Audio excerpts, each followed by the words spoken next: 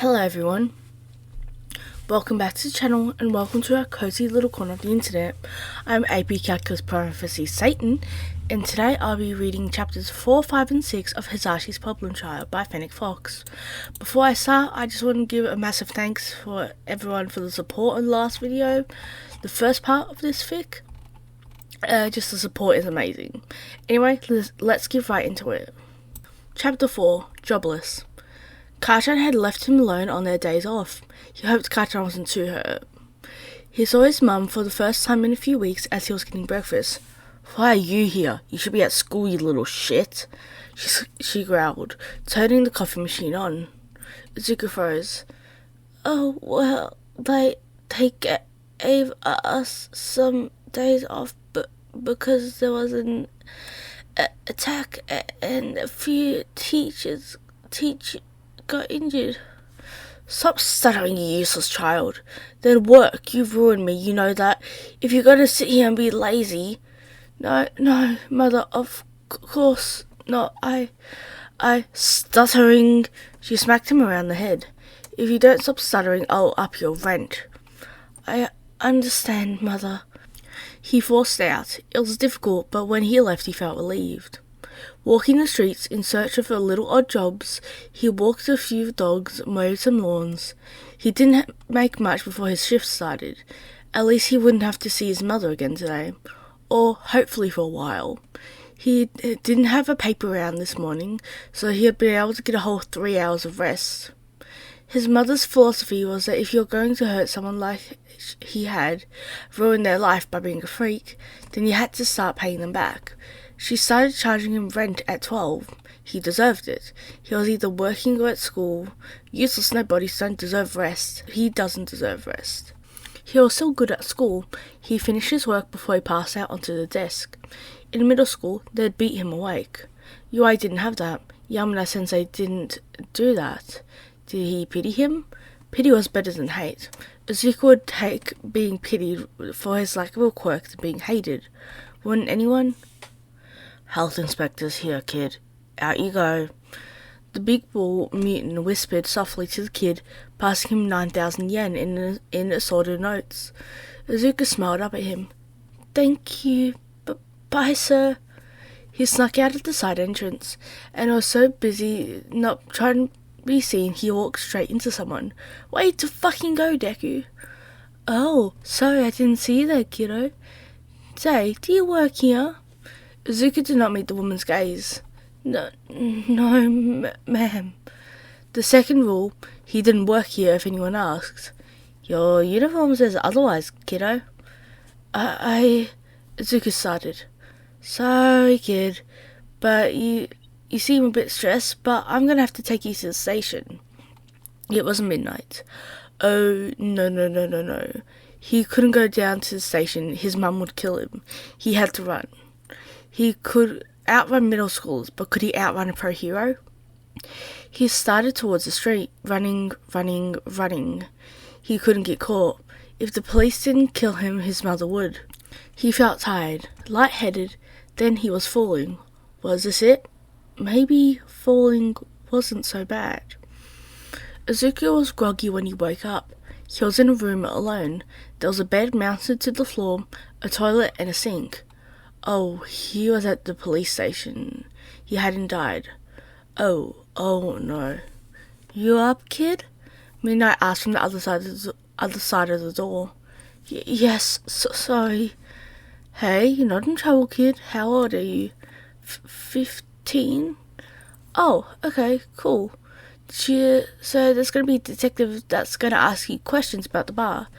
Did you know it was a money laundering scheme when you signed up?" No. "Oh, gotta find a new job." Izuku started muttering, and the look on the pro hero's face was saddened as she walked in. "You remind me of one of my friends when he was younger." Sorry, Mr. Burrow was really nice. He let me work in the back." "Oh, okay. How long have you been working there?" A trapped question. He didn't want Mr. Burrow to get in trouble on his behalf. "It was my fault. I lied to him. I said I was 16. How old were you then?" 12? She looked at him before he stumbled over some extra words. I'm 15 now. Oh, what's your name? He forced out the words without a stutter. It was painful. Midoriya Izuku? Okay, I'll get Hizashi to look you up. Before I leave, do you want to use your call? My mum will be at work, so no, thank you. It didn't take long until he moved. The room smelt like coffee and paperwork, old furniture, newer light bulbs. Izuku sat curled small in the chair, the sleeves of his uniform sweater stretched down over his hands. He tucked in close. His eyes flicked to the mirror. He already knew someone was behind him. The man who stepped in didn't look angry, just tired, civilian clothes, dark coat, and with a worn leather file tucked under his arm. Midoriya Izuku? Izuku nodded once. His throat felt too tight to speak. The man sat across from him, setting down the file gently. He opened it but didn't look at it yet. I'm Detective Hizashi. I'm going to ask you a few questions today. Before we begin, you should know my quirk is Truth Slayer. I can tell when someone is lying. Izuku's stomach dropped. His hands clutched tight inside his sleeves. You're not in custody. You're not under arrest. You're here because your name came up during a larger investigation. Do you understand? Yes. A pause, then a rustle of paper as Hizashi flipped through the file. Do you know a man named Kenta? Izuku didn't look up. Yes. How old were you when you started working at his establishment? 12. Hizashi didn't react. He just flipped a page. How old are you now? 15. You told him you were 16. Why? Izuku finally looked up. His voice cracked. No one hires 12-year-olds. Another pause. Did you know the bar was laundering money? No. Hizashi studied him for a moment, then nodded slightly. Okay, do you ever handle cash deposits or deliveries? Sometimes. I didn't know they were... His breath caught. I just cleaned. I just did the dishes and wiped the tables. Did you ever find anything suspicious? Anything that felt off? Izuku swallowed hard. Not at first. The detective didn't press. Not yet. Why keep working there? Izuku didn't answer right away. He looked at his hands. Rent, he finally said. And food? The rest of the questions could come later. Hizashi closed the file without a sound. That's enough for now. Thank you for your cooperation. The mirror kept watching as the door shut behind him. Chapter 5. I'm sorry. What? The 2 days off turned out to actually be 4 with the weekend. He was glad for that. Sho had an extra 2 days to heal, which he would have refused before. It was Monday, and he was sipping his Red Bull like it was a tea from fine china. Sho, no one's going to blame you if you take your day off. You know that, right? His husband looked like a mummy. Hizashi doubted he could see. I'll be fine, cockatoo. Besides, the kids need normalcy. Normalcy does not mean risking your own health, emo boy. Hizashi smirked. Oh, we're using those nicknames, huh, hair gel? He paused. Either way, you couldn't beat me in a fight. I don't want to fight you. Fine, you win. Hizashi surrendered. Now, I can't drive, so get in the car. Bold of you to assume I've driven the car in the past year. You know how to drive, passenger princess. Now, it's your turn. The All Might Oblivious Betting Pool, or AMOBP, was started as a joke. Now the pool was even more of a joke, considering they got out the car in front of him, had a little kiss, then walked into the staff room, talking about who was going to tidy their shared apartment. He was stupid. How was the number one hero this stupid? Them! How was he this stupid? We kissed in front of him. Oh my god, that's iconic. Nem jest before suddenly turning into serious gossip mode. You know, that money laundering place I told you I was going to bust on Friday? I know you told me you were doing it, not where though. Hizashi matched the tone. They had a 15-year-old kid working for him since the kid was 12. The kid lied and told him he was 16 3 years ago, but it's obvious, the boy was tiny. Jesus, little listener wasn't charged, was he? Hizashi looked concerned towards Nem. Absolutely not. He reminded me in the lie detector of someone as a kid, and seeing how that went. Who did the little listener remind you of? Hizashi interrupted. You? Oh shit! No kid should remind anyone of him as a kid.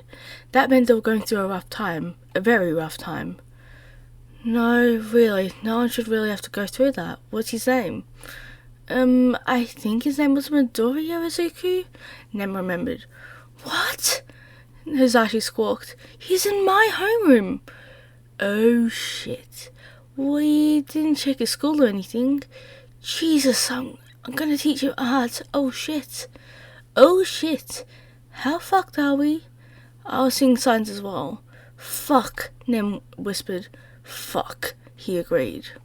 Walking into the homeroom would have been normal if one of his students had been in legal trouble over the extra long weekend. Not that it was the kid's fault.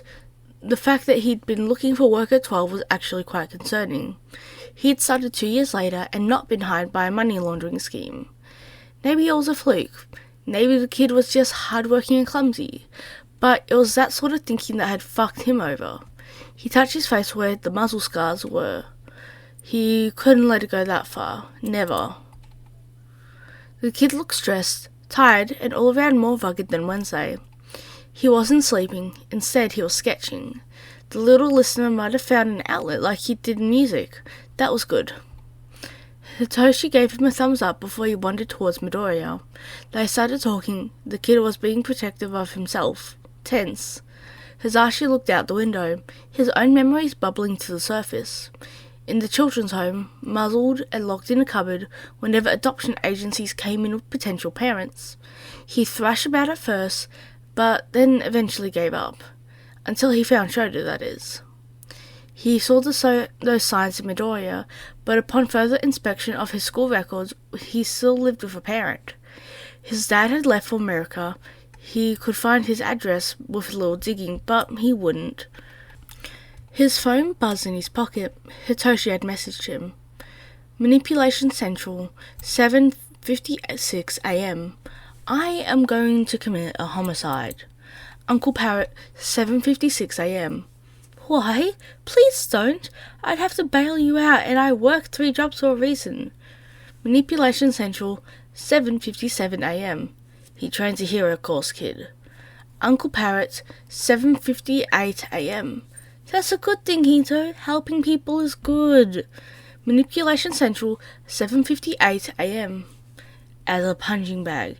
And he then proceeded to start defending him, referring to him as Kachan.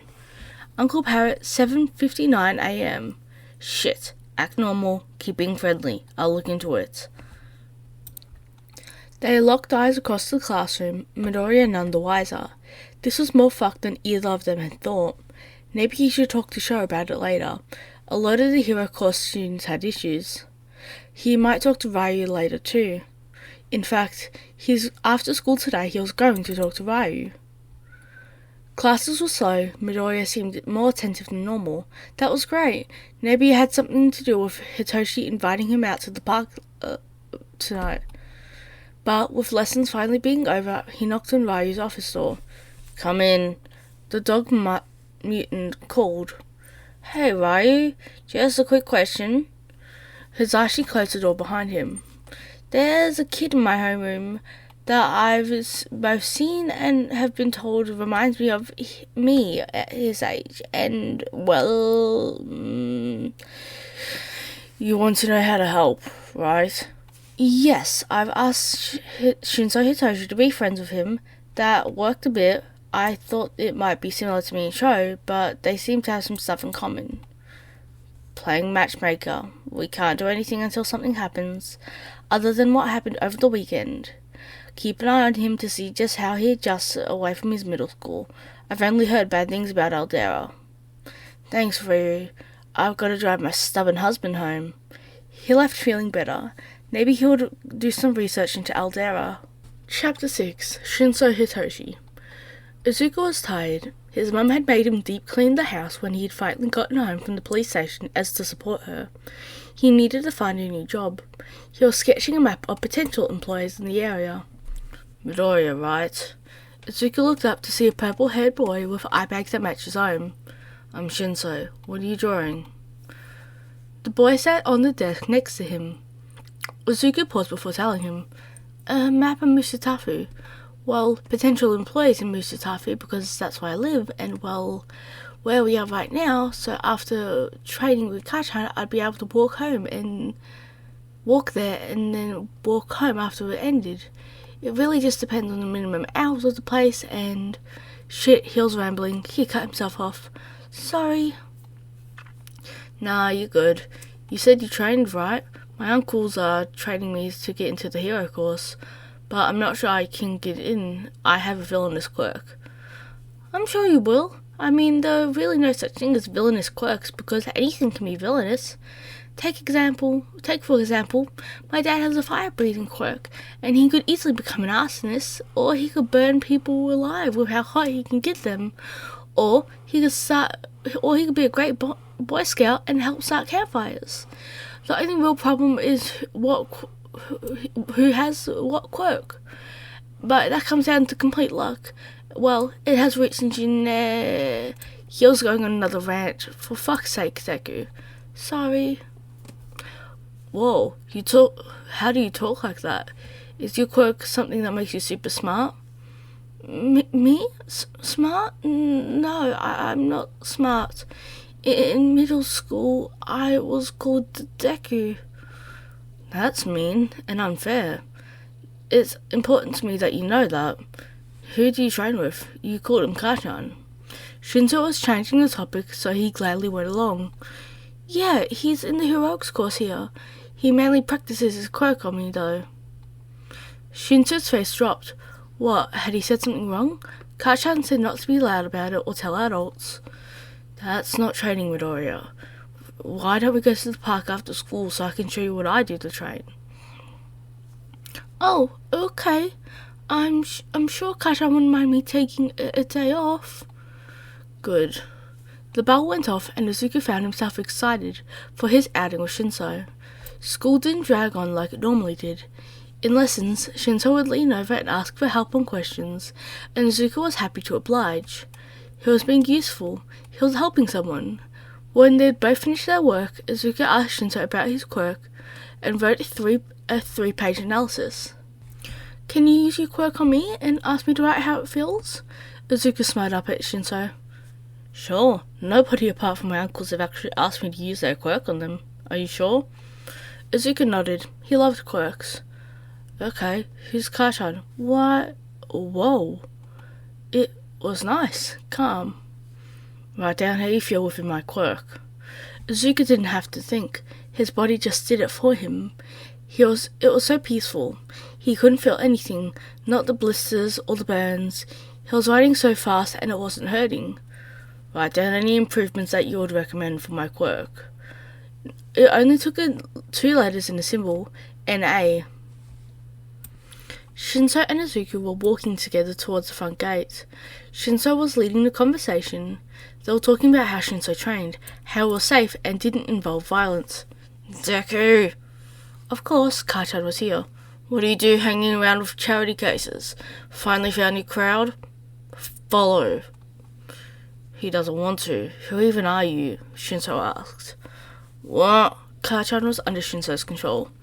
Shinso, we should just leave. Go to the forest and blow yourself up. Do not die. It was harsh, but Shinso wouldn't change his judgment. As Kachan marched into the forest, getting deeper and deeper, Izuku wanted to follow him, help him. Kachan was going to be a hero, so he had to help him. But so was Shinso. Izuku finally spoke, when they were about halfway there. But that will hurt him. I know how much they hurt. You shouldn't know that. Simple. Shinso was blunt like their teacher during the afternoon sometimes, Aizawa-sensei. Not the worst thing. Izuku started off-handedly. What's the worst thing? Shinso asked. I'm not... He really needed to stop falling for these. What was the worst thing? He told me to swim dive off the roof in our middle school building and hope for a quirk in my next life. But that was ages ago, and I know he didn't mean it. Shinso froze, a look of shock and concern on his face. Did you consider it at all? Izuku didn't want to answer this, not at all. He just made a friend. He couldn't fuck this up with his own suicidal way.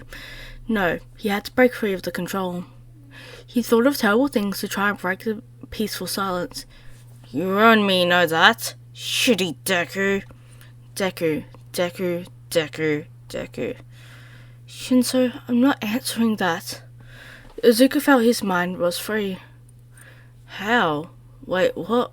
Let's just keep walking. Sorry for prying. You're okay. It's fine. Izuku smiled.